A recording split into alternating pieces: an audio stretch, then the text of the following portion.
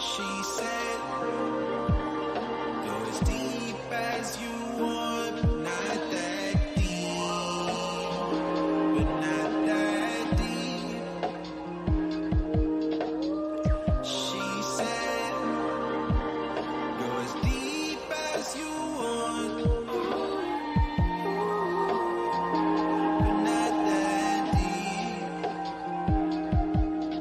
But how could I know this would be the whole of our story, our story. And yes, some lines were crossed, and some of that my fault, but I'm not sorry, I'm not sorry. I wanted to go deep. This ain't don't grow weary and well doing, but I've been weary and hella fluid and reaping and benefits and creeping a little bit. I think I need this little bitch to come and do it. It is drinking and let it drip, never spit to keep it a brick. I'm hesitant to pursue it because I've always been quality over quantity. Honestly, it's percentages that do affect my thought of me. Therefore, putting numbers on a board, hey, Babylon's whores ain't exciting in the slightest. But making her roar like a boar, sing a chord, call the Lord to see the white of her ice is like a goddess. If she dropping, ain't the hottest in your eyes, but her body's head turning, make me feel like Osiris, cause I'm mindless when she on.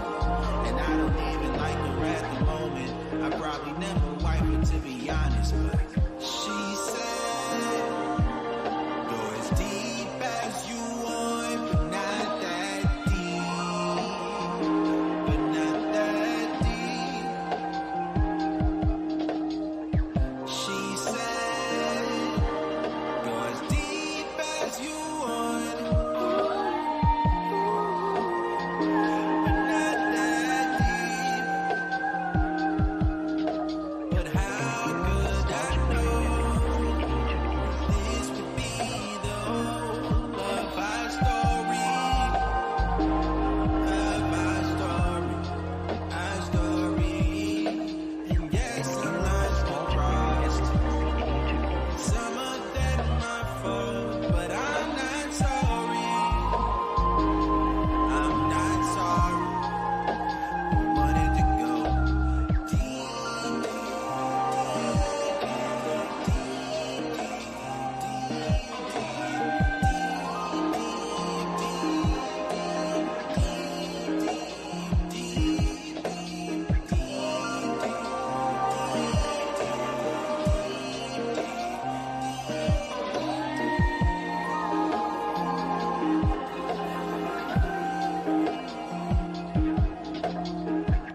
yeah, I know you came a couple times. I can feel it how you rock. But who the fuck told you could stop? Don't make me get up. Big talk.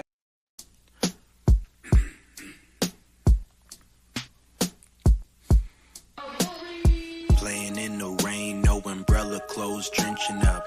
Fall into a puddle like a bridge to Terabithia. Shoot a shot and leaking buckets. Thought it was shallow, but somehow I see it's deepened up. Primal instincts is creeping up. Thirst the liminal space of consciousness we've been dreaming of. Like drinking cups and steaming bud. Opened up to suggestion, no question. I keep it buck. I'm honest, Adonis, ramming the bush. Debriefing before the cheeks is cuffed. King push, steeping leaves in the water and sip it hot as a sauna. A deep in the knee, how I beat it up. Reaching my garden, hand in the cookie jar. Now that's an and one. Put my stamp on the pussy like it's my grandson. Demigod, H-bomb, or I be shooting up the damn club. Brit, wrap it up, don't play Delilah to my Samson. Push and praise my plan one. Make her open both eyes. Kill you one attract and take your love like by toe size. Sacrifice sacrificing herself to me, laying there like y'all both died. Trust and betrayal, lust ain't a fable. I know she says it is thespian begging for me, but treating you like you're pestering, feel resentment festering. I've been a dog, feeling shaggy when my metal's in. It wasn't me, go for the goal, I'm meddling. Now you're detecting my Dior Sauvage and your mystery machine, but the scene on the screen where my kids disappear was unsettling. She would've got away with it too. I let it go goofy goo, but a gobble wood till I grew to give her back to the streets and out my sheets, cause I knew don't want that energy around me. Clowning on your man because you found me, canceling our plans because he's hounding. Can't serve two masters, I'm a dom, I say it loudly. They say it's cap, come back and recant, I prove it proudly. My prestige is touted, doubted till they shouted. Jensen gigolos, playing stepdad, piccolo, skinny skin flute. Yeah, she love you, but she like how my pickle's low. Love is dope, but never give your heart to these fickle hoes, cause when I come around, it's like a belt buckle mistletoe. Left to right like I read, you know how Brodie roll.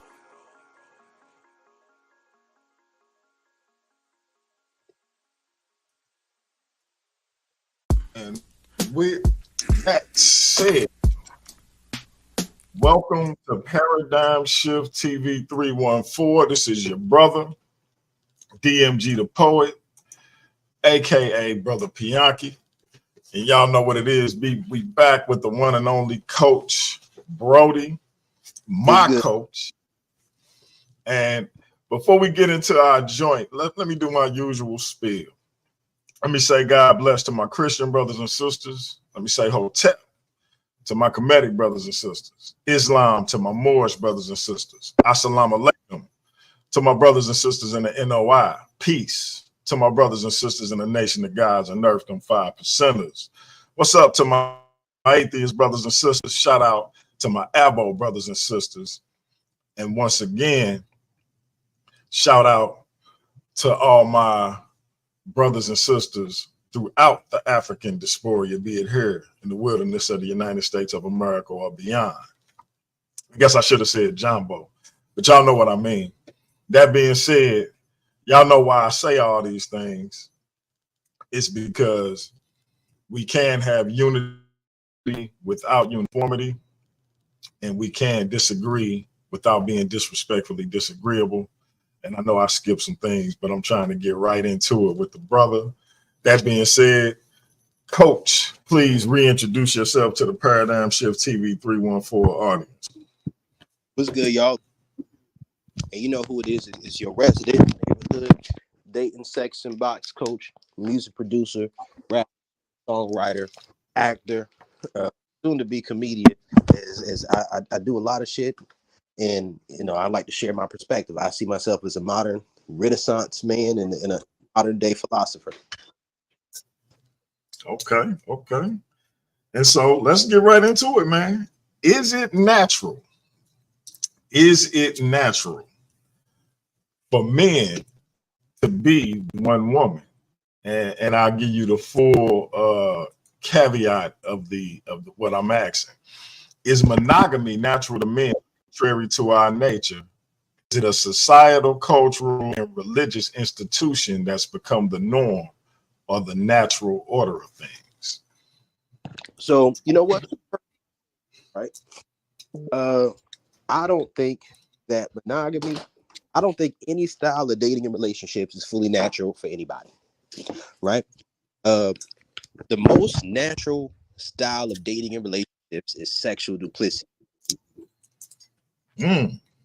Primary is that for women, their sexual duplicity is typically going to have a higher cost for them and for their family than for a man. That's the main difference. But sexual duplicity is the most natural form of dating and relationships for everybody. And because of that, I say and understand that it's all about what choice you make that gives you the ability to still live a lifestyle that's going to be conducive to what your overall long-term and short-term goals are. So one thing I will say is this: sex does affect and can affect men and women differently, but it can also affect them the same. So it's more so a matter of this right here. We got to understand sexual energy transmutation, right?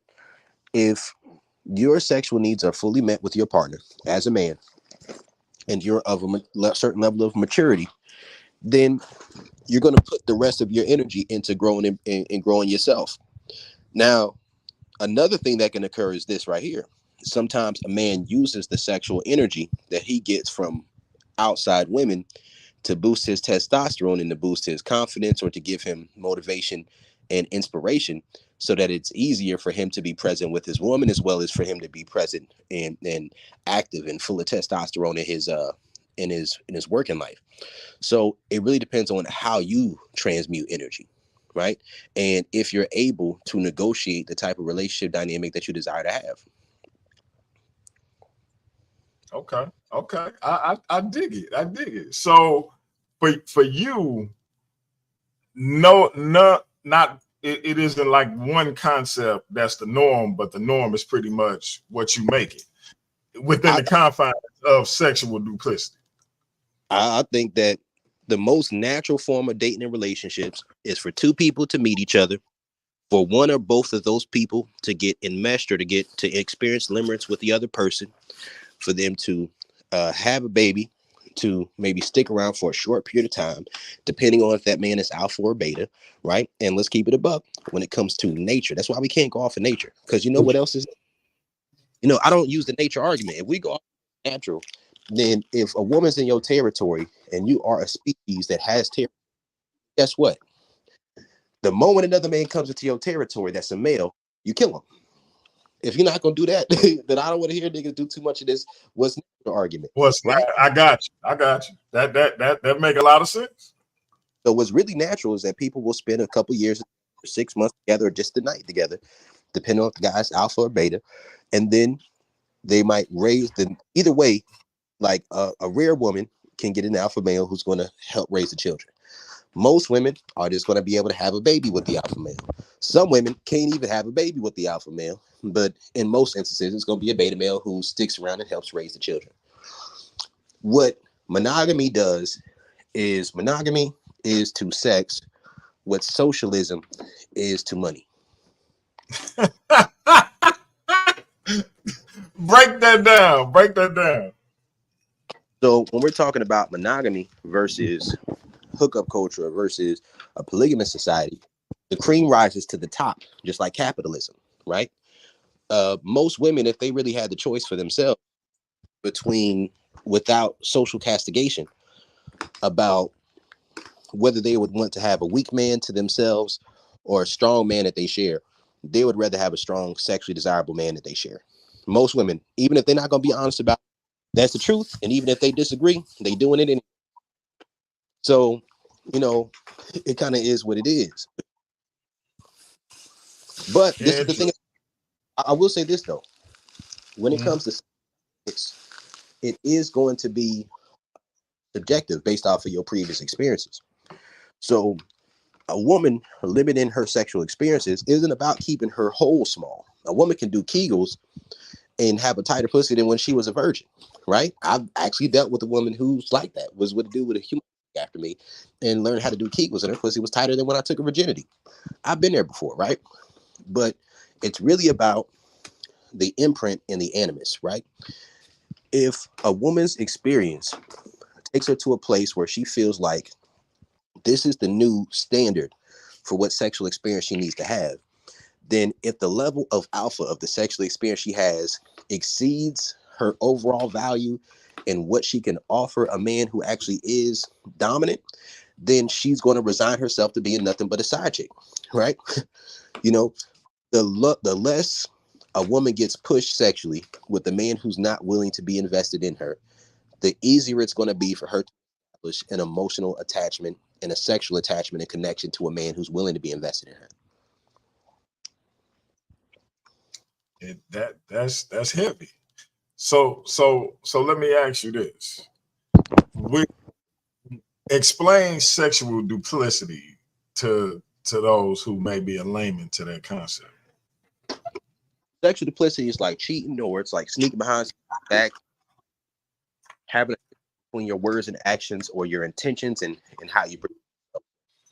To me, I would consider sexual duplicity having a primary partnership, But taking food out of your partner's mouth in order to feed someone else or in order to get a need met elsewhere, that contradicts the structure of your relationship dynamic. That's duplicity, in my opinion. And for you, that's the only thing that you would consider to be natural. Well, unless a woman is just naturally so attractive and so on point, and she gets lucky, and she meets a dominant man when he's young, he forms and then they grow up together, and she keeps the pussy to herself. Unless that's what's going on, where natural monogamy occurs, because it can occur. Unless that occurs, most of the time it's going to be about duplicity. Gotcha. And so, I have a good brother by the name of Metu Jallo. Shout out to that brother. Been a minute since I chopped it up with him. I'm gonna have to reach out to him, get him on here too. But he says polygamy is group economics. What's your response to that statement?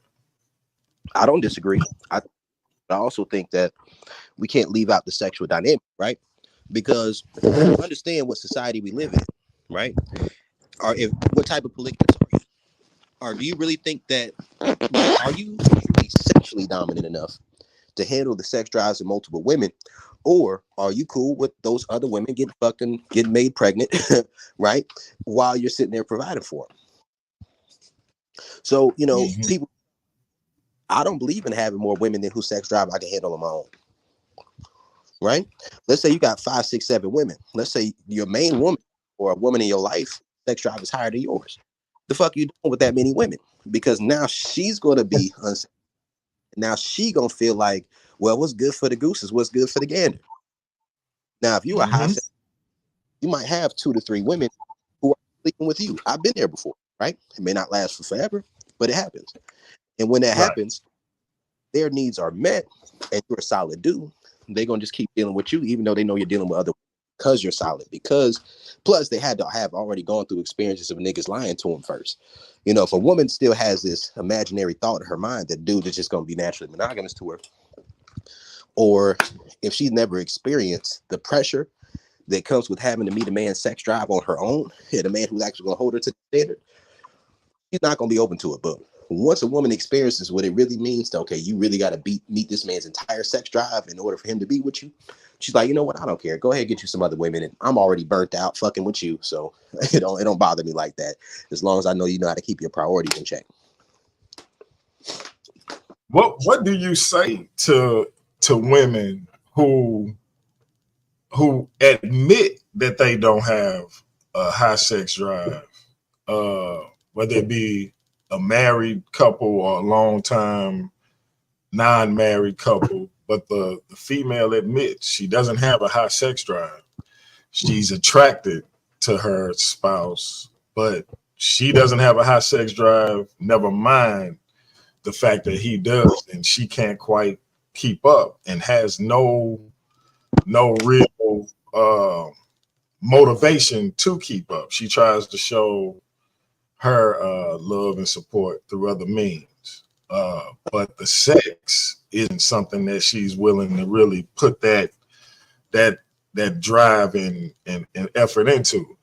But she still expects him to stay faithful. And I know you probably ran into a lot of scenarios like that. How do you reconcile those two things?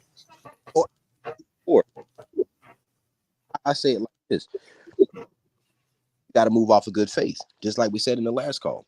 You can't be denying me and fucking else. So I mean, you can, but if I find out, then I ain't fucking with you, right? So really is sometimes a woman has to go through a process of shadow integration, right? She has to integrate that shadow to see those other sides of her. And as a man, it's your job, your responsibility, that if that's a woman in your life, you need to be able to do that. If you can't, that woman might just be above your pay grade. But just because you aren't tapping into the side doesn't mean another man can't, or that another man won't, right? And that's where the monogamy starts to become unnatural over time. But what I'll say is this: if you're in that situation, have a conversation with a woman, have a regular feedback conversation to see if, right? If she's always saying yes and you're always saying no, Then when push comes to shove, when you're about ready to leave, let's say you eventually walk away. When you walk away, you start dealing with other women. If she starts dealing with other men, then you can leave her alone, or you can, not allow her back into the same position. And if she doesn't go deal with other men, then you let her know, okay, cool. Well, I'll still deal with you on a certain level. I'll still be invested in you. I'm gonna have these other women. If that's what you want to do, let me know. Chances are, if the woman really wants to get back with you, she'll be like, no, I don't need this. I'm not trying to do this. Yada, yada, yada. I'm good just dealing with you because she wants you back. And then you start to establish rapport with being able to handle multiple women without losing your priorities. Once you can handle having multiple women without losing your priorities, then if a woman starts talking to somebody else and she's losing her priorities, then you can tell her to cut that out, because see, it's not about the direct analogy, it's about the reciprocal analogy, right? Reciprocal analogy. That means that if you can fuck with a woman, you need to be able to do it without your emotions and your resources getting involved to put out of your partner's mouth. So you have to accept that in that type of situation, the woman is going to have the freedom to go get emotional needs met elsewhere as well. It's not just going to be sexual and emotional for you, where you get to go out and then she gets to go out. That's trying to have your cake and eat it too. If you can go out sexually, then she can go out emotionally. But if one of you starts to cross the line of the emotional or the sexual beyond that initial level, then that's where you have to rein things back in. Interesting. And so, most go ahead. most niggas don't want to be honest that what they really want is to have a woman who they love, who's only fucking them while they got other women that they fucking. Most niggas ain't gonna be honest that that's what they. Right. So if a dude's super, or what is it? No, I was gonna say, or they just they would rather, because that woman is what she is to them, they would rather practice, or at least attempt to practice, the supreme restraint that it takes to maintain that type of situation, rather than just have an honest conversation and risk losing them. Yeah, I hear that a lot of them, they'll hit you. You can do what I can do it. That's why I said you got to have a feedback conversation about, are your needs met? If you don't establish the rapport of establishing the sexual needs are met, then when you start talking about you want some outside, then she has every right to hit you with, I want some outside too. But if your needs aren't met but hers are, then what the fuck you need to be out there? Right. And so do you, because we talk about men in this manner, and the brother back, he said women outnumber men. Polygamy has more to do with economics, education, and social development, but sex is the highlight when it comes to it. That's not the only thing. That's not the only thing. Sex ain't the only thing, but don't dismiss it. Unless you are a cold-blooded Vulcan motherfucker who says, I'm going to deal with women who got the bag, and these women who got the bag contribute to my household, that's economic, and that I don't care what they do with their pussy outside of me, then cool, you can take that stance. But I don't care how logical you think your concept of dating and relationship is. If your ego can't handle them women fucking around, then you lying to yourself when you start talking about polygamy if you can't handle them women's sex drive on your own. Yeah, and I can't my ego can't handle my wife screwing somebody else, so I don't even entertain the possibility of being polygamous, because I'm not opening up that can of worms, because I don't like to. It's only one. It's only room for one anaconda in that cave, and so that's just how I feel about it. But I'm not quite. I'm from a bygone era. I'll be 47 in a couple of weeks, so I'm a bit of a caveman when it comes to that. But what do you say to the man who wants multiple women, but says it's not acceptable for a woman to have multiple men?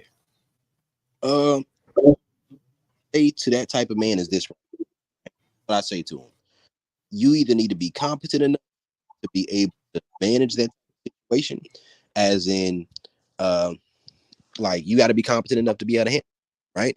As in, you can't fully meet those women's lives and put them on game enough to avoid being gained by other men, then you lying to yourself. Either you need to be monogamous or you need to be secure enough to be in a fully open relationship. That's not the only option. But if you're dealing with a woman who's not like oriented towards monogamy, but she's willing to make that sacrifice for you so that you can be monogamous too, then you can't tell that woman that she needs to be monogamous too while you fucking other people if she wants outside dick too. It don't work like that. Right? So I say, to me, how I look at it like this. I meet a woman, I let her know it's conditional. It's not unconditional. I'm not against monogamy. I can be monogamous. I'm ambiamorous, right? Which means I can go either monogamous or non-monogamous, right? I let a woman know it's conditional. If my sexual needs are not met, there will be other women. But I'm so thorough with my shit that I give a woman a choice. Would you rather know or would you rather not know? She says she rather not know, right? If she says that she's not gonna know unless I tell her. But if she says she'd rather know, we had that conversation. But it's one of those things where when I first meet a woman, I prefer for a woman I first meet to be fucking with other guys already. That's my preference, right? Because at least you know she's, then you get to see how she moves, see how she reacts, so you know when she starts in, right? But that's my preference, is to deal with women who are already out in the streets a little bit, right? Because they appreciate honesty. A woman who ain't never been out in the streets does not appreciate that type of honesty. I'm telling you, she does not. She'll just see you as a bad guy. A woman who's been played with, manipulated by niggas who wasn't shit, when you tell her, oh, listen, I'm gonna love you, I'm gonna be there for you, I'm gonna be a real nigga for you, I'm gonna take care of your needs, I'm gonna make sure we straight, but you know, I'm gonna have other women, but I'm never gonna let how I deal with another woman affect the way I deal with you in a negative way. If anything, it's gonna make it better. And when a woman sees that, she accepts it. And that's interesting, because it really do take a particular kind of perspective for in this society for a woman to be open to sharing her man, and vice versa. You know, we talked last time about like a little bit about cuckolding and things of that nature, swingers. And that's just something I can't. It's like, because like you said, unless you one of these brothers who, you know, your woman is just strictly into women and likes to see you with women, then you winning. But when it comes to both of y'all exploring other people and do, yeah, that's like, nah, you know, come on. So it is, but speak to how what kind of mentality one has to have to be open to that type of relationship, be it an open relationship, the swinger lifestyle, the cuckold, and the voyeuristic thing.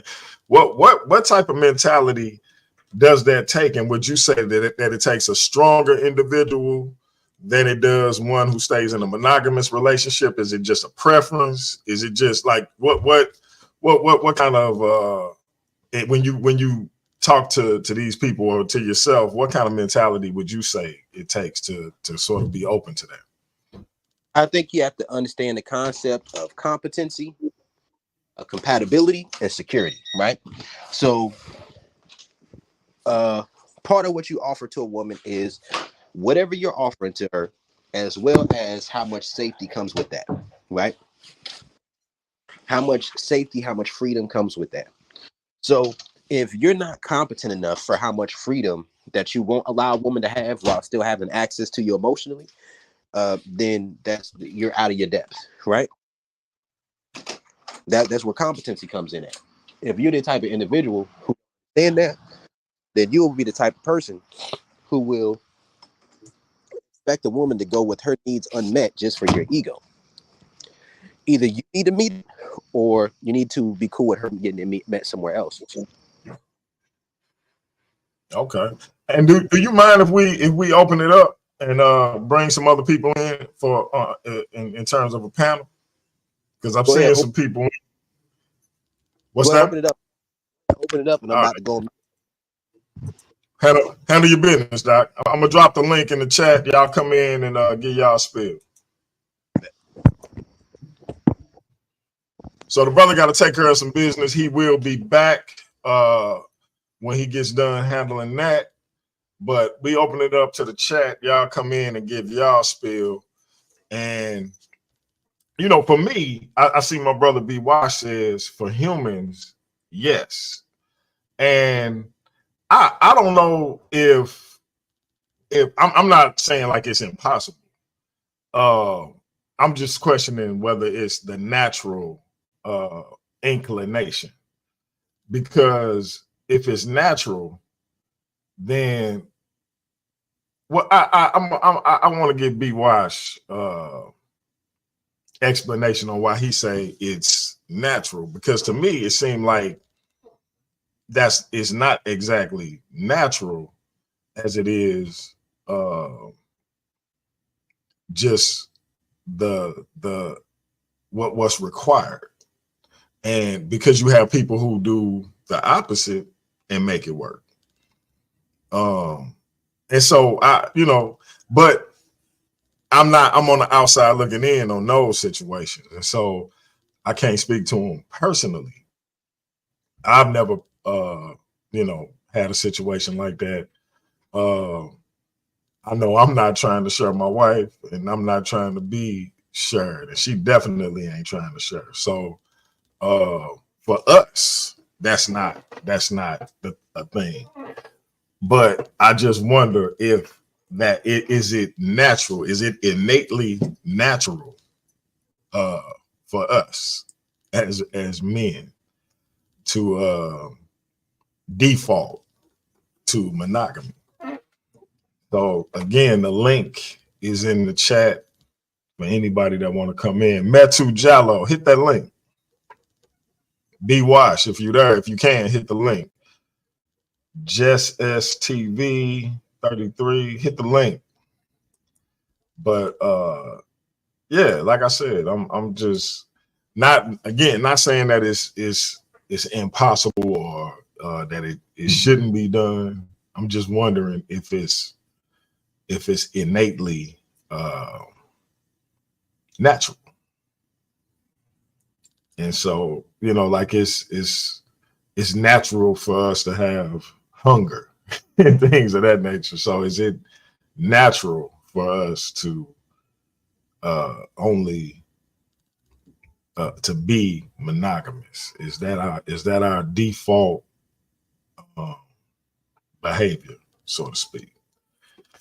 And is that two different things from being normal? Because maybe what our default behavior isn't normal. So I'm interested to see what the response and reactions is. Peace. How you say, is it okay? I got it. Go ahead. What's your take on this particular question? Yeah, it's Jess Us from Jess Us TV 33.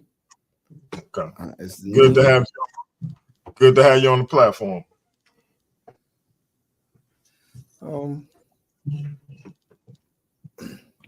I definitely look at it as from an evolution standpoint of view of the brain. It would be definitely unnatural to be that. From the same standpoint of view, it'd be unnatural to have manners. It'd be unnatural to be a good person. It'd be unnatural to share. So we're looking at the reptilian brain at this time. And that's where we start our life from, or survival. So survival really have no take to it as far as being this standard good citizen or wherever you live at. You're just trying to survive. So from that portion or that natural part of our brain, we only care about surviving. That's it. We don't care how anyone else feel. Then as we evolve from the reptilian to the limbic system, which is the midbrain, then we start to get into how we feel about our survival. And dealing with the feelings of our survival, our emotion takes place, which in Latin means energy in motion. We react from our feelings. Then when we evolve again to our neocortex, which is our rational part of the brain, then we look at how survival should be as far as being with one person, being with two person, then we more likely would choose being with one person. Because if we don't have some type of inheritance, some type of wealth that we came into, then the more suitable part of survival is to be with one person. Because then you would not have the funds to sustain more than one.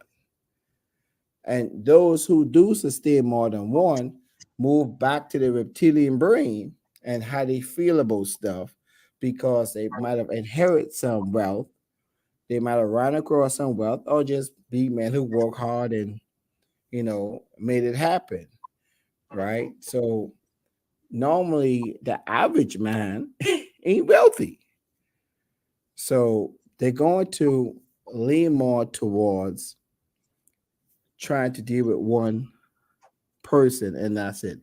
And then there's those who also mature over the years and realize the stress, the energy it takes to deal with more than one is not worth it as well.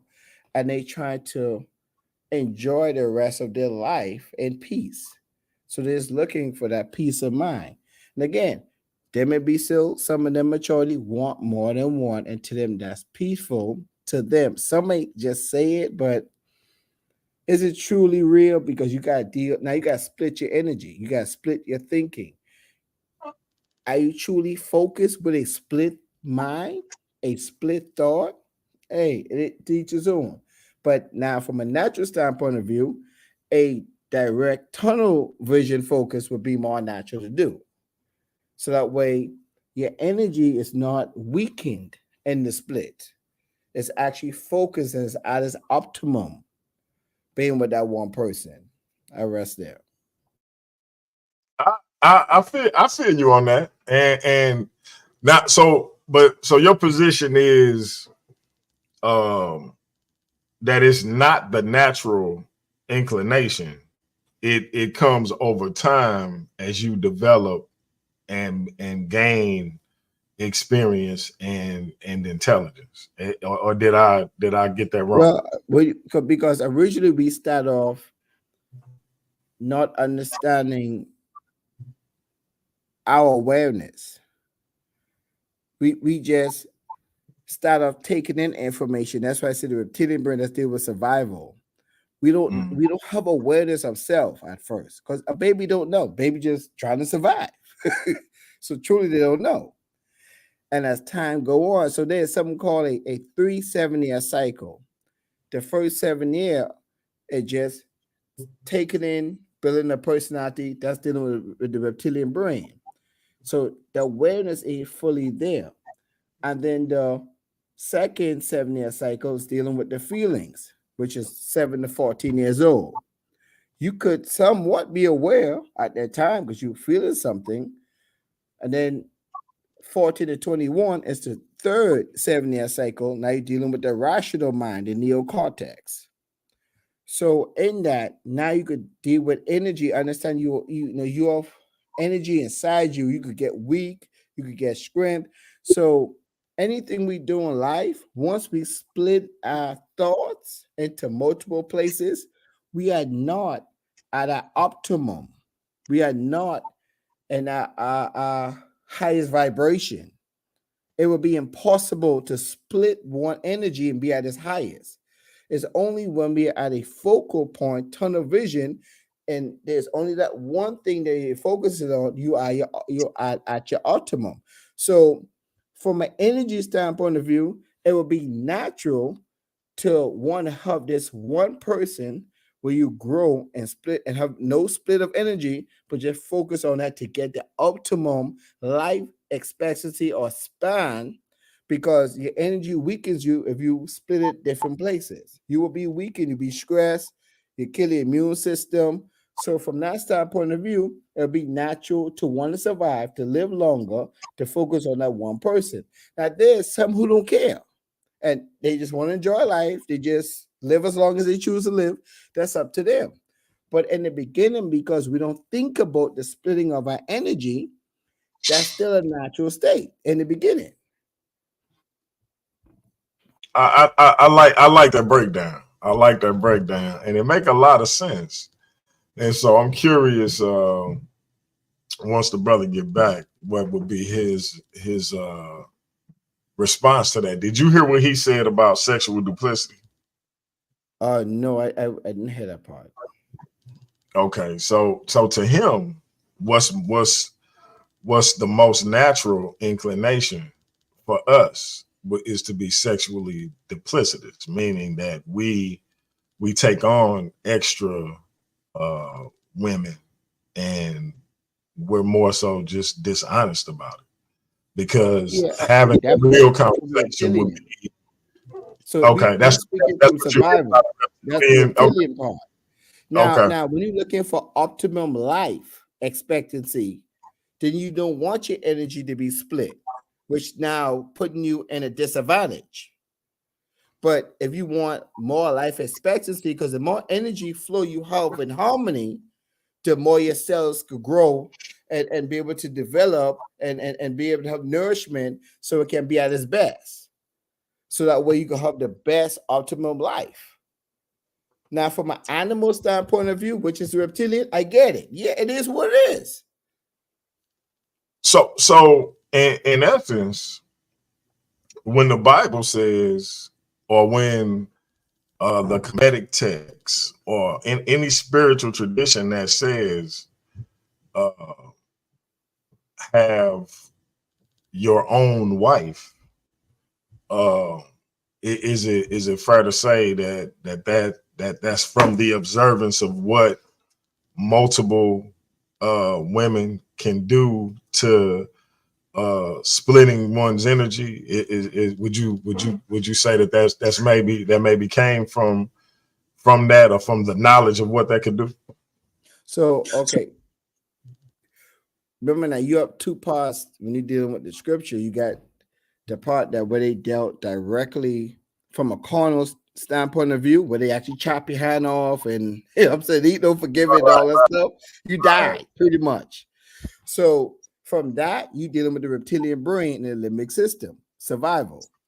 Then when Jesus came or Christ came, he dealt with the more of the spiritual, which means thought, the way how you think, your characteristic. So now when you're dealing with that, now you're dealing with energy now. So that's why when that came, that dispensation brought in one wife, meaning that the longer you're able to harness your energy on that one perspective, the longer you're able to sustain the energy and have better life expectancy. That's why also he mentioned when the two eyes or the light goes in two eyes become one. There's something called in the back of the brain, the visual cortex, that you're able to see imagination. You can be able to have dreams, daydreams, wherever you can picture. They talk about that eye, they call it visual cortex. That's in the back of the head. And if you ever heard, you can look it up. This is our only sight that we have. And that visual cortex is that one eye that he spoke about. So you have to be tunnel vision. That's what he's really trying to tell you. Once you tunnel vision and have that imagination or that vision to know where you want to go in life, your energy flows better than you splitting it up. Then you say, I want to do this. I want to do that. I want to do this. I want to do that. You got like 5, 10 different things you want to do. What you think is going to happen? It's going to be a breakdown. There's going to be stress. It's going to happen. But if you're tunnel vision, you have that one eye, being able to create that vision you want, the imagination, where you could touch, feel, hear, whatever it is that you're imagining, then your subconscious works on it to make it happen in the physical world. So your energy is the key to all of this. This is why food, right? When you look at food, food is things that to promote life, nourish, and give energy. That's the whole goal to it, getting energy to be able to live to your best optimal. And if you ever decide to split your energy, and again, I'm not knocking guys that's doing it, but when you do it and you have the capacity, especially in times to deal with it, you will have a breakdown in the human body. That's heavy. That's heavy. And I think that I like how you broke it down, and I think that actually has some merit to it. Because you can say that when you behave in certain ways that are contrary to long-term survival, you have to categorize it as something. And so when you make the better decision that's conducive to survival, then that would be the more natural state of being. So I actually dig how you broke it down. Now, do you have a YouTube platform of your own? Oh yeah, it's I actually got two. One Okay. is called Justice TV. Well, you got actually spell out Jesus because you can't split it up. So Right. Jesus TV 33 YouTube. I also got one called Extend Your Car Life because I'm also automotive mechanic by trade. I'm known as a lead mechanic on that. Anyone have issues with vehicles or just have questions? Because sometimes we just don't know and we get taken for as a fool in that automotive world. Called Yeah. Extend Your Car Life. Yeah, y'all definitely support the brother, and I'm gonna make sure I get over there and subscribe. You're welcome back anytime to build on whatever subject we happen to be talking about over here. Definitely looking for I'm definitely coming very back. open.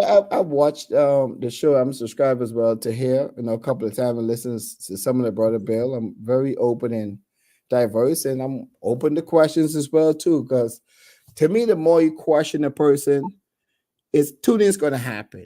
You're going to bring more off the truth or foolishness. You're going to realize their head ain't good. It's going to be either one. And as soon as you notice that you're talking foolishness, hopefully you can detect the person really calling you out, right? There's nothing wrong with that. Why? Because we're here to grow. We're here to develop.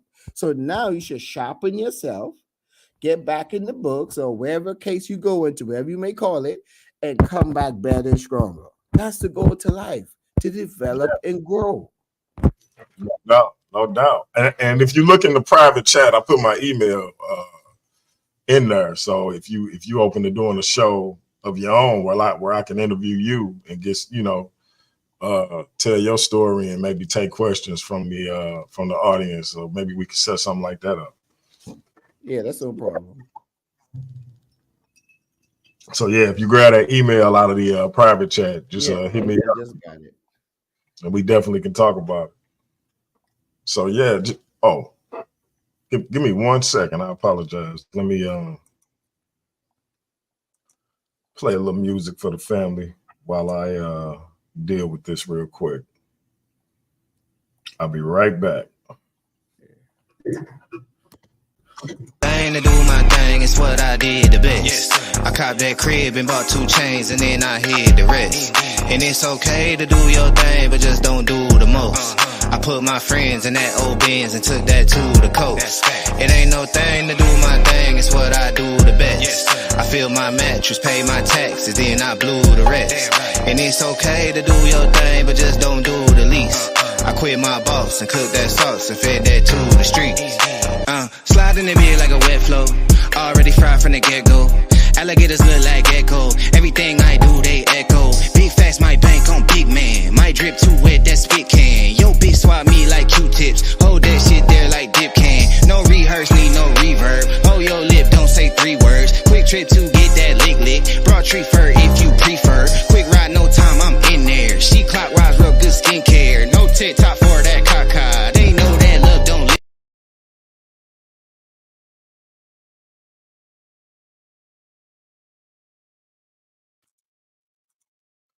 All right, sorry about that. Had to get some info. I'm actually going to have to wrap this show up. I'm gonna get with my brother later and explain myself, but I got something I need to take care of. I apologize to the family. We may have to get a do-over on this show because I want to get more coach perspective. Brother, like I said, hit me up on that email and we can set a show up for me and you to come on here and build as well. There's no problem. Not definitely the way how you said the coach was saying it. I mean, you could go that route and they could break that route down as well. But at the end of the day, is that raising my vibration? Is that raising my energy? No. But again, to each his own. Yeah. I can go both routes. I understand both routes very clearly. Yeah. And I definitely think that's something that I love to get some more insight into that with you during your interview, because I think it's important that we practice discipline. But my question would be, if we have to practice discipline, is it natural? You know what I mean? So in other words, if I have to practice discipline to behave a particular way, is it natural for me to behave that way? Okay, so the thing is this: in the reptilian brain, it's natural not to have discipline. It's all about survival. In the limbic system, it's natural to go off of feelings only, because that's what it naturally does. It deals with feelings, memory, and emotions. And the neocortex, which is your rational brain, is natural to rationalize, to plan, to envision, and then set for the goal. That's natural. So you have 3 different natural stages of the brain. Yeah. Me and you definitely gonna talk, because I this reptilian brain and things of that nature, and how I want to know how that manifests. How do we get out of it? The whole thing. So yeah, please hit me up on my email so we can get that situated and see what your schedule is actually looking like, and we'll get you on and go from there. Coach, No problem. I don't know if you heard me, but I actually have something I gotta handle. We're gonna have to Take get over from here. a duo. Oh, okay. Can you go ahead and keep it going? And I'll be watching. And if I need to drop the link, if I see anybody that want to get on, I'll drop the link. But in the meantime, let me handle this business. And you can keep it going and build with the brother. Can you stick around and build with Coach? Yeah, I can. Yeah, no problem. Yeah, that'll Okay, work. y'all keep it going. All right, so where was we at right here, man? What's good? And how's it going, man? I'm Coach Brodie. Who's this right here?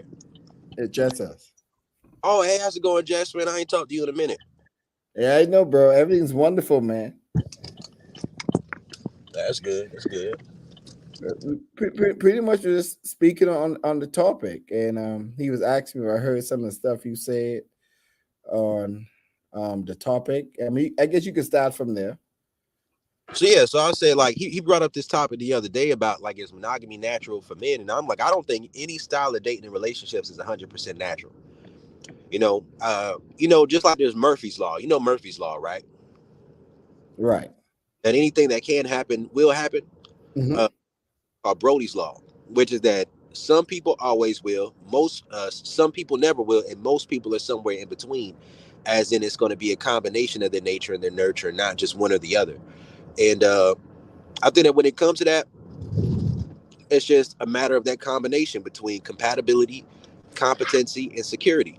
Like, what can you handle? Because I remember I saw something recently, right, that said that when a man begins to cohabitate with a woman, or he's in a long-term relationship with a woman, that his testosterone starts to go down, and it don't go back up unless he sleeps with another woman. And I mean, I think that's interesting right there. But there's other ways of boosting your testosterone. I don't like to make the overly scientific argument or like the overly nature-based argument, because I feel like the same things, not exact same things, but a lot of the same things that apply to men's desires when it comes to being like non-monogamous, some of those same things relate to women. Like, women like sexual variety as well. Women like different things. It's like this idea that a woman's just going to only want one man for her entire life. I don't think that's the most realistic thing. It really depends on your mindset. A woman can have a mindset, but that's something that she likes, something she looks forward to. But I think it's also going to depend on, like, here's one point: what's her environment? What is she exposed to? Right? What's her programming? If she's in an environment where she's hearing about what sex can be and how exhilarating it can be, if she's not experiencing what she's hearing it can be within her friend group or her media presence or social media presence, what she's observing, then that's going to create this curiosity for an experience she isn't getting. And even if she's not getting that from the man she's with, somebody can give it to her. So I think it's really about, is realized chemistry greater than curiosity? If your realized chemistry is greater than curiosity, then you can be happily monogamous or non-monogamous. If curiosity is greater than realized chemistry, then you're not going to be happily either.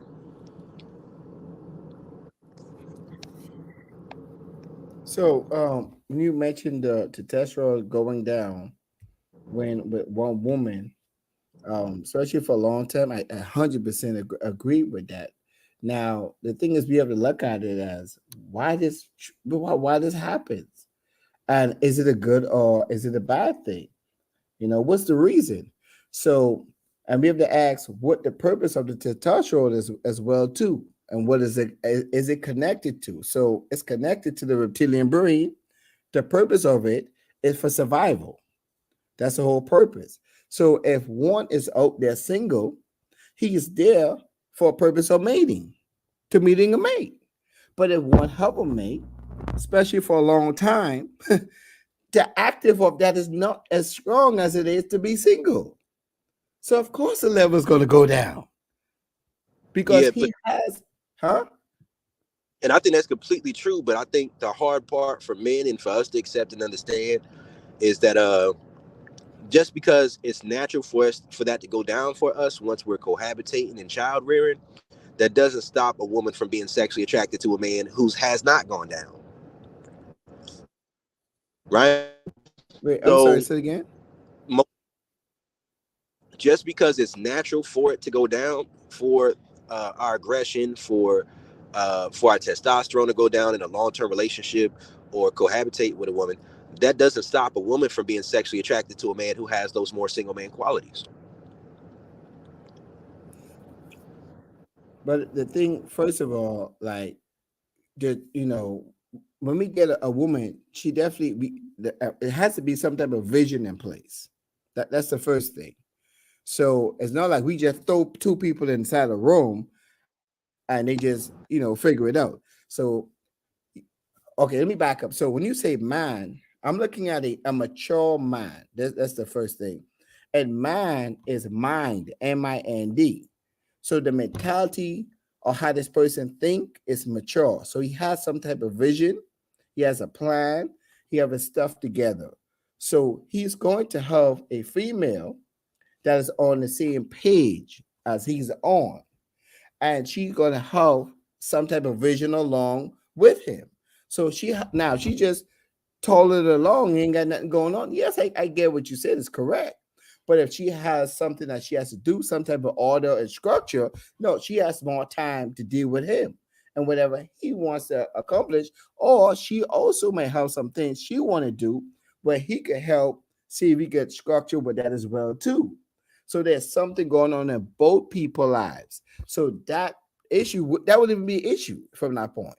I say in that type of situation, that can definitely happen. That can, like, exactly how you're expressing it can happen. But the thing to understand about that is, just because a woman shares your vision doesn't mean that you move the needle for her sexually.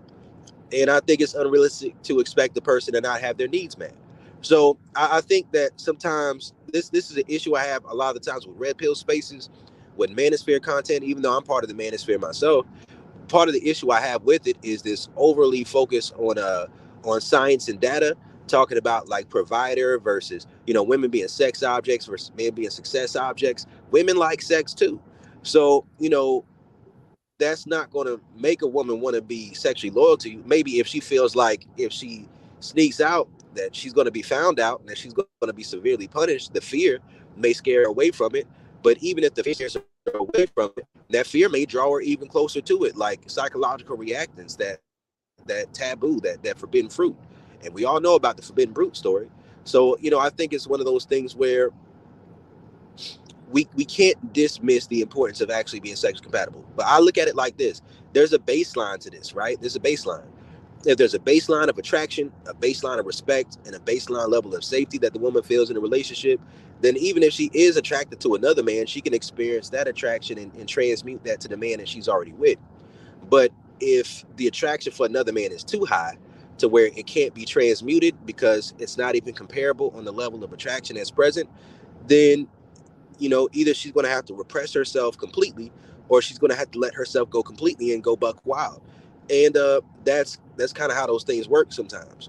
So mindset plays a big part, but I think oftentimes we have conversations about like money and success and being a provider as if that does anything to give a woman an orgasm. Right. I mean, I wasn't solely dealing with money or success. I was dealing with both people mind, because woman and man is mind. That's what they really build on. And the goal is to build the mind that y'all both could work together with. Yeah, I understand that. I agree with that too. But I say that has nothing to do with like whether or not a relationship is monogamous or non-monogamous. Like I know some people who are like swingers and they have a great relationship. And I look up to their relationship. I think it's beautiful how much like communication they have, how expressive they are with each other. The fact that the woman is his submissive, right? Like here's another thing to break down about it, right? I remember hearing them talk about their relationship. They're swingers. They both sleep with other people, right? But in them both sleeping with other people, the woman has certain rules, right, for herself to protect her own sexuality. As in, she doesn't allow another man to do anything dominant to her in bed when she's swinging, right? Like all that hands around the neck, all that extra dominant, aggressive stuff. She only allows that with her husband, and her husband has her collared. So I think that relationships boil down when it comes to the energy dynamic to a combination of the intimacy and connection, which is where safety takes place, and the Dom sub dynamics, where respect and the power dynamics take place. And it's about having a balance between the two. Right. I mean, that there, I totally could agree could happen, but you're operating on a lower portion of the brain when you're doing that too. I think it really depends because Uh, what I'm I agree with Make it what make sense. I agree with what you're saying about the whole idea of just a man and a woman being on the same page. But the topic of this video is about, is it natural for men to be monogamous? So the context of this naturally is about sex. So to say that it's a lower portion of the brain is a little bit disingenuous to the conversation that we're having right now. Okay, I so wait, do you understand the reptilian brain deals with sex, the Yeah, reproduction system? So how is yeah, it disingenuous? That's the lower portion. it is a lower portion, but that's like saying lower vibrational. I say this, I don't say lower, I say foundational, right? Brother, I'm okay with whatever you want to say. It's still a lower part. When I say, listen, what's going to be more realistic, or what's going to be the strongest aspect of a house, right? Is it going to be the walls, or is it going to be the foundation of the house, right? Making sure that the needs of your reptilian brain are met are foundational. These are not things that you can simply just move around and move beyond because you think your mind is so strong. You either transmute or you repress. But if the needs of your reptilian brain are not met, then it's going to override whatever social programming and logic you have set up in your mind. A baseline of those needs have to be met in order for any of the stuff we're talking about as far as mindset to matter.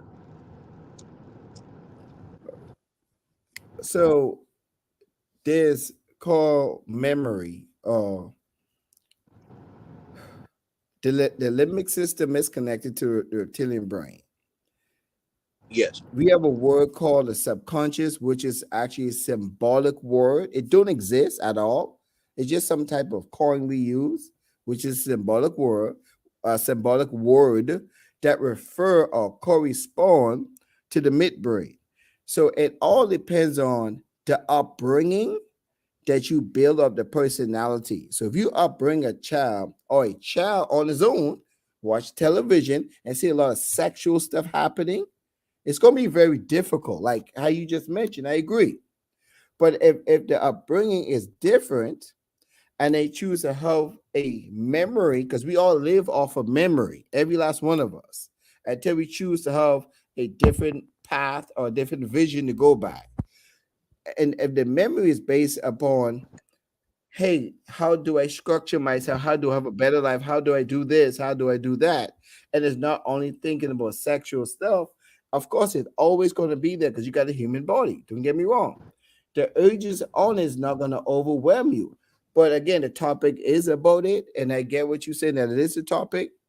But that means that most of us, in which we are, especially in America, it's a lot of sex going around. Everywhere we go, images of it. So it's going to be very difficult to overcome that, dealing with the reptilian brain, which is natural to think that way, because this is how we reproduce and survive on this earth. The first law of nature, self-survival, and that is dealing with the sexual. So I get it. Yeah, so I say this when it comes to that. I'm not really disagreeing with you. I think one thing that I have an issue with personally is the dismissal or the over spiritualization. Well, I spiritualize it myself, but the over spiritualization or the over logic, like, of the sexual aspect and the role that it plays. I think that the way that I view nature versus nurture, the way I view the sexual versus the mental and the spiritual, is more so a matter of saying that whatever direction you want your mind to go in and your focus to go in, you don't need to go against nature, right? You want to establish your logic and thought process to be as close to what meets the needs of your reptilian brain as possible without conflicting and contradicting your morals and principles. And if the chasm between two things is too far, you're going to end up becoming implicit. It sounds like you're breaking up.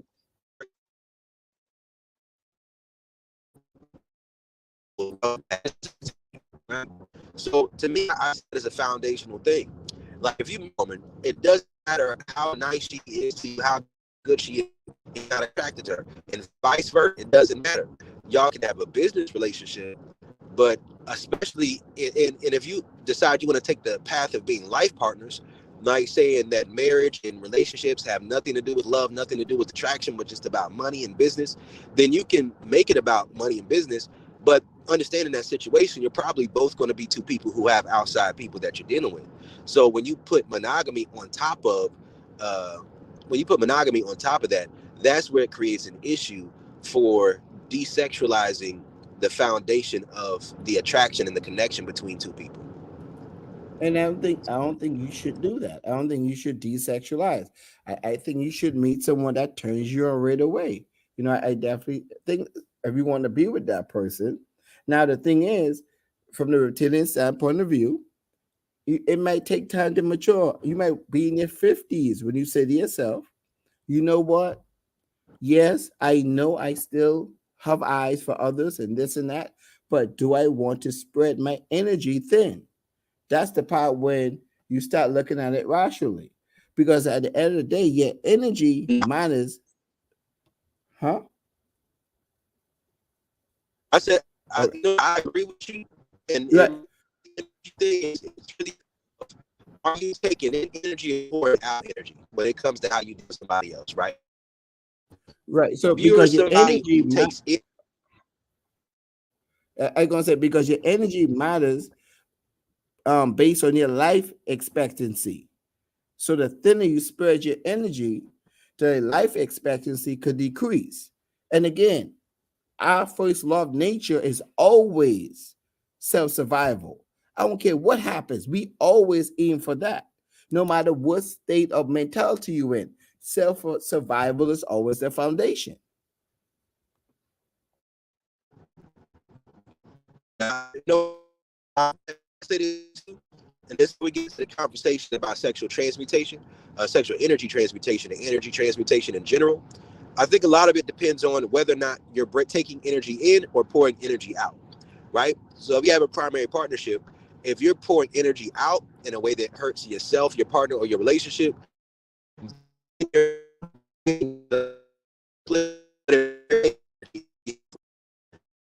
Yeah. Sorry, because your phone is breaking up. Just as I'm not sure if you can hear me well, but it is breaking up on your end. So I really can't hear you much. And even the comments were saying it is they can't hear you that well. Just to let you know what's happening on your end.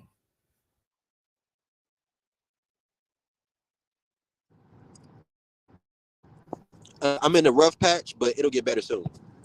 Okay.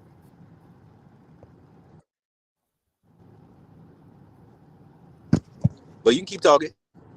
Okay, cool. That's why if you notice, and I didn't mean to do it, you'll kind of talk, and I probably talk over you because I can't hear you even though you were talking. So I didn't want you to feel like I was doing that intentionally.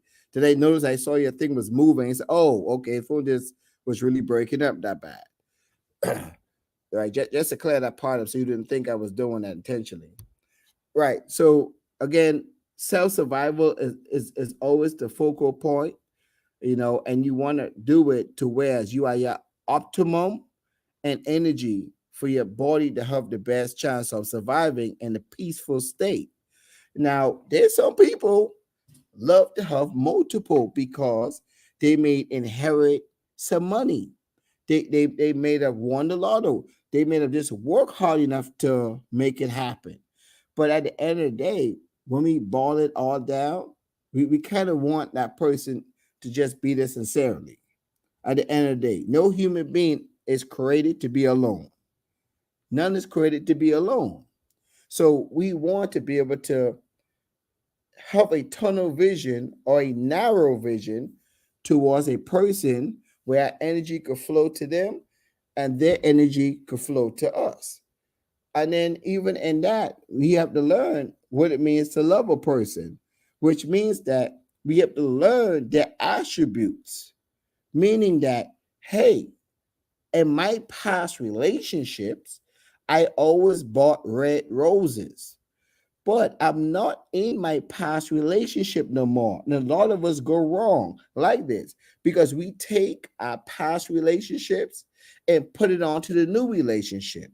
When this person that you met like white roses, so you have to ask them, hey, what do you like? White roses, cool. Now that may be all to you. It may be awkward to you, but it's not about you. It's about what this person loves. And this is how you show them that you love them by going now and buying the white roses. It ain't about how you feel about the roses, but it's about how you see that they appreciate it and they're happy that you got it, that which should bring joy to you, that you actually did something that expressed love to them. And this happens sometimes too. We give a person something or the sincerity of our hearts. And then the person will not take it as they like it. Then we be like, oh, you selfish. No, that person is not selfish because we never asked them what they like. You know who truly selfish? You selfish. The reason why you selfish, because you bought what you like. You didn't bought what they like. That's why you're the selfish one. And this is why we have to learn people. And then having multiple people makes it even more difficult to do that. That's why most of the time, when you have men out here having multiple, we half the time we don't know nothing what they like. Some of them we know their names. We don't even know their names. So it's very difficult being able to process that and to have the optimum chance to life for correct energy flow may just be to stick with that one.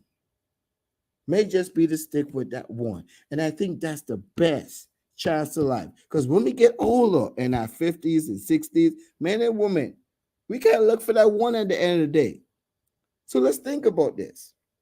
If we willing to now say, I want to be a one person at older age, should we not be planning at younger age to do the same thing? Wouldn't that be more a sensible step to take? If you know you want to retire and you want to travel, you want to go fishing, you want to go bowling, shouldn't your younger days you prepare for those upcoming years? It's no different. So if you know most of the time you see people, because some people don't have nobody, but most of them you see somebody with someone, and that seems to be the optimum case for their life expectancy to go on and on and on with one person.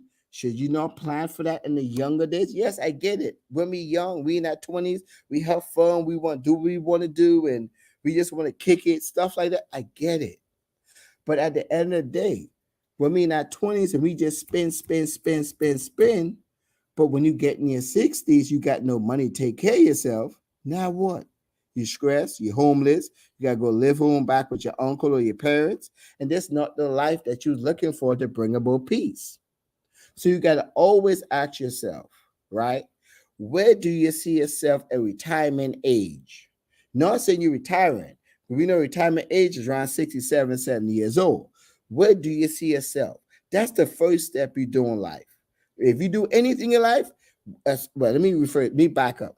As soon as you become conscious of self, I'm going to say it again. As soon as you become conscious of self, which is, I could go a little deeper what that truly means, but I'm not going to do it here right now. Okay? But as soon as that happens, then you ask yourself, where do I see myself in retirement age? Because that vision is going to set up you for the rest of your life, what you need to do. The people need to be around you. Every school, the classes you need to take, the outcome you need to see happening throughout your life, that's going to set you up for success. That's why it's very important to try to look to the end to know how the present will be from now on. Very important. And your energy, ladies, gentlemen, energy, very important. Energy, very important. I get it. Our flesh, dealing with my reptilian brain, is going to set us off to a lot of things. I get it. We have a lot of energy during those young age. I get it. I'm not knocking no one if they choose that path, but I'm just looking at if you want an optimum for survival of the human body, you stick with that one person that is giving you what you need for your, and okay, especially how you know if you were the right person, that you have energy around them. And then how do we determine what I'm saying is correct? When you look at food, which is our number one source of self-survival, right? The purpose of food is to promote life and growth and nourishment, which brings energy. So that means you're always looking for food. So when you're around a person and they supposed to be for you, in other words, they're feeding you, guess what happens? Energy comes about. But if you know you like, oh, and you sad and you just tired of this person, then you know something's going on. You got to check yourself or you got to check them. Especially when you're going in a dating world. You always check yourself first. You always check yourself first before you go and check somebody else, because maybe something may be wrong with you. And we may ask ourselves, how do I check myself? What you mean by that? You may have uncles. You may have big cousins, sister, brothers, parents. You ask them, well, mom, dad, uncle, big sister, cousin, whatever the case is, how was my upbringing? You ask them about your upbringing because you need to know why you think the way you think. And you don't have to think that way continually either.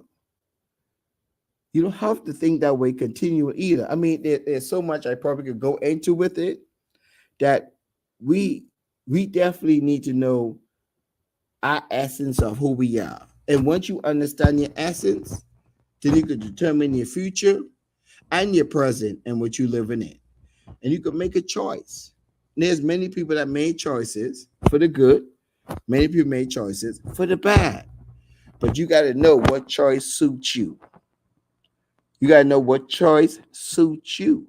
And this is why Just Us is a name that I have, because at the end of the day, it's not really a name for me. It's a name for us. And that's why it's called Just Us. We all are in this together. We all are in this together. It's about us.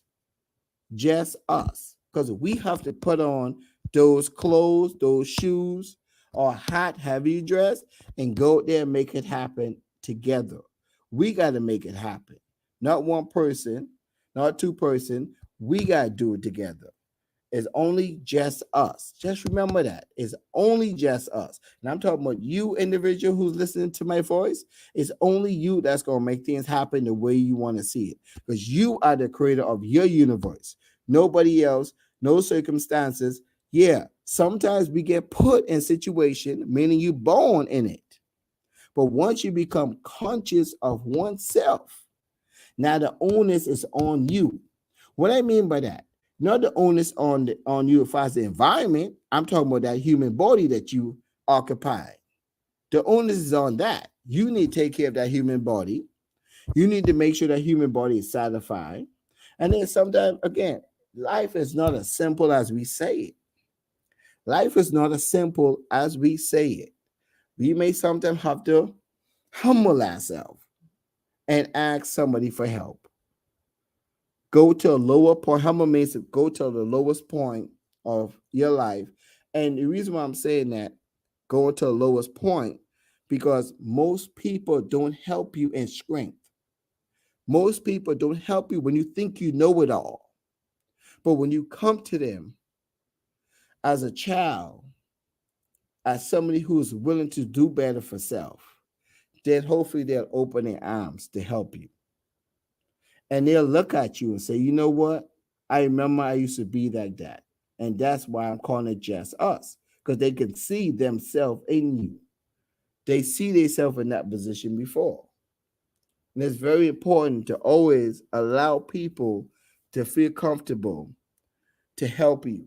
And let's not be afraid to do that. Let's not be afraid to do that. And let's not be afraid to be true to ourselves. If we know we get into a relationship, but we want more than one person, let's be honest with ourselves and not get into the relationship. Let's be true to ourselves. That's the first. Be true to yourself. If you want the monogamy and you okay with it, fine, you good. That means now your energy could just be directed to one person, and hopefully you have done your due diligence. I mean, there's some things you could do that I probably will speak on. Brother, do the interview. There's steps you could take to know if this person is good for you, and most of us just don't know it, And I'm talking about this stuff is almost bulletproof. I'm never going to say someone is 100% perfect, because if you have perfected something, there's no need for it to be here. Perfection is almost death. That means there's no more growth. So it's always growth in everything. That's why we're here, to grow. So there's things that we could do to pretty much assure our success and who we pick to be with, to assure our success and the position we can see ourselves in life. There's many things we could do and we don't know. And the lack of knowledge is a problem. That's our pretty much number one enemy is ignorance. Number one enemy is ignorance. And there's something called, but most of us probably never heard, compound ignorance. It's called compound ignorance. And I could get into that again, but me and the brother do a show. I'm not going to say everything right now at this moment, because the brother may have some questions on these things. So that's why I'm saying what I'm saying. So I'm setting him up. If he want to write things down what I'm speaking on, so I can definitely break down, and I definitely appreciate this opportunity to speak on this platform, because I can see and tell that the brother have good energy, good understanding to life, and willing to develop himself. And many of us are not there, but the brother is really is an open vessel. You know what I'm saying? DMG is an open mind. He's not trapped into one segment of life, but he's willing to explore life. And that's the purpose of why we're here in these flesh, to explore life. And he mentioned the Bible scripture, so I'll throw one up there, right? When they talk about the three men with the talent, and you had one had 5, and one had 10. So the one that had 1, what he did, buried it. One had 5, double it. The one had 10, double it. And you know what? They say the Lord came. He called the one had 10 who doubled, good servant. The one had 5 who doubled, good servant. The one that had 1 who was afraid to lose it, he called him an unfaithful servant. See, and we hear these stuff, right? Which is good to hear because we have some type of foundation to go off. But what do it truly mean and how do it correspond to us? This is what we have to look at. Whenever something happens, comes in our life, we hear, or something we read, we have to ask ourselves, how do this correspond to me? How do I take this and utilize this to promote growth, development, energy, and a higher life and higher life prolonging it? So with the talent, right? Our goal is to expand our consciousness. That's why that one doubled it, who are 10 and 5, those two. And the one that did not expand consciousness, guess what happens when you don't expand? Guess what happens when you just stand there stiff? Guess what happens when there's no more growth? Then there's death. Death of oneself. That's why it's very important not to say, this is just who I am. That's called death of oneself. When you say, this is just who I am. Really? So you're telling me now, if you're 26 years old and you're saying, this is just who I am, you're going to stay 26 for the next 10 years? That's what you're telling me? You don't use deadly words to kill one consciousness. And the scripture tried to teach us these things. We may not understand it, but it do try to teach us it. And sometimes you need someone to explain it, which is cool. And sometimes you get a revelation, you get it yourself, which is cool. But you got to be careful or not to stunt your growth from a mental standpoint of view. You got to be careful.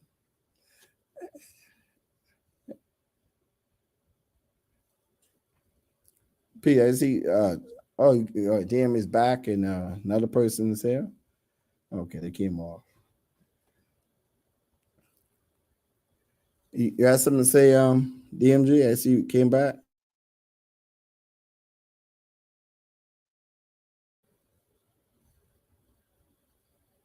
Okay. So like I was saying, I'm definitely open to expand a little more and to break down anything that's being said. And of course the goal is to take it and see how we can utilize it in our life. And if anybody else has something, because at the end of the day, you don't have something of your own, and I'll have something of my own. We are one deity speaking through these vessels. I could probably break that down later as well, too. When we truly understand that you are me and I am you, a lot of our fuss in the fight may just doing it away. And most of the time when disagreements happens, is because of ignorance. Most of the time, it's ignorance. Not that you have an issue with that person directly or that person have an issue with you. It's more because of ignorance. Lack of communication, not being properly communicated, which create ignorance, which means, of course, not to know, not in a negative way. You just did not know. You just did not know. And we don't really don't want the human body to have power over us for the rest of our life. I'm going to say it again. We don't want the human body to have power over us for the rest of our life. Now, I'm saying it that way because we do have more than one consciousness, right? What I mean by that, you have a subconscious, which is symbolic word. You have a conscious. Again, you want to say something? So check it out, right? Just us. I don't know what happened to Coach Brodie. Don't know what happened with DMG, right? But I gotta say, I might have to end this live, brother. I think old Brodie got zapped off the line and something of this stuff like that happened. But anyway, hey, just us, you got to come back, man, and break down your psychedelic spill on the reptilian brain. Uh, his royal ratchetness, aka Craig Shrugs, love it when you do that. You know what I'm saying? He said he never seen someone with such masterful knowledge of neuroscience. You know what I'm saying? So, I'm gonna have to get you to come back, man. I believe this might have to be a part two or a rewrite. You see what I'm saying? At the end of the day, DMG fell off, and after that, the controversial chairman, aka Coach Brodie, the masterful teacher of relationships, sex, and all type of freaky stuff, has dropped off the live. But I guess DMG got me as his cleanup man. I'm Classic Craig, but I appreciate y'all for coming out. Like, share, and subscribe. Hey, Just Us, you got anything to say before we end it? Yeah, I'm definitely happy and appreciate the coach coming on, and I definitely heard some of the stuff he was saying. DMG definitely for allowing me to be on the platform and allow me to come back, and appreciate you too as well, brother. And those who are listening, and make sure you guys like, subscribe, and share. This is a great platform, and let others know about it. Definitely, support this platform here. And again, it's all about just us, meaning us as a people, and we should be able to do this together. I'm gonna leave there. Right. And I just want to say to everybody, thank you for coming in. Shout out to Miss Mignette. DMG talked a lot about you. Shout out to the Honorable Miss Dr. Mo Lamb. Shout out to the whole effing show, Trust and Believe the Gospel, and the legendary Coach Brodie himself. So we'll be black at it again. I came up with that saying, DMG didn't. And if he does it and say it, please screen record it and send it to me so I can sue that man, because I'm tired of him stealing my sayings and my coined catchphrases. But anyway, this is Classic Craig on Paradigm Shift and the whole effing show. We'll be black at it again, and we'll be back at it again at another time. Till then, y'all stay black. Peace out.